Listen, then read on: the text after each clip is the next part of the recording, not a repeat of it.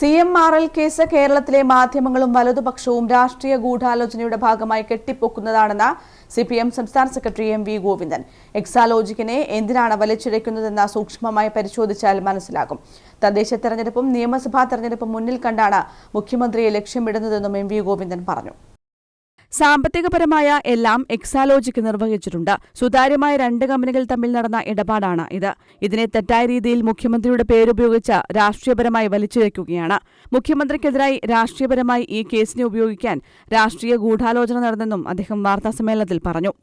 മാധ്യമങ്ങൾ നടത്തിക്കൊണ്ടിരിക്കുന്നതും അതുപോലെ തന്നെ ഭൂസ്വ രാഷ്ട്രീയ പാർട്ടികൾ നടത്തിക്കൊണ്ടിരിക്കുന്നതും ഒരുതരം രാഷ്ട്രീയ ഗൂഢാലോചനയാണ്.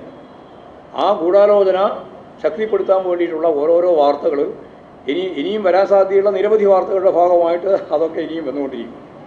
അതിലൊന്നും ഭയപ്പെടുന്ന ഒരു പാർട്ടിയോ പ്രസ്ഥാനമോ അല്ല ഞങ്ങൾക്കിത് ഒറ്റ കാര്യവുള്ളൂ.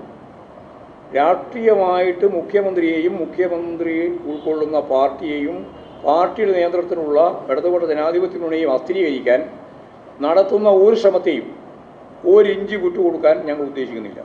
രാഷ്ട്രീയ ഗൂഢാലോചനയാണ് നടക്കുന്നത്. അവയെല്ലാം ഇനിയും ഉയർന്നുവരും. അതിലൊന്നും ഭയപ്പെടുന്ന പാർട്ടിയല്ല CPM. ഇതിനെ രാഷ്ട്രീയമായി തന്നെ നേരിടും. കേസിൽ രാഷ്ട്രീയമല്ലാതെ ഒന്നുമില്ലെന്നും MV ഗോവിന്ദൻ കൂട്ടിച്ചേർത്തു. News desk, Kannur vision.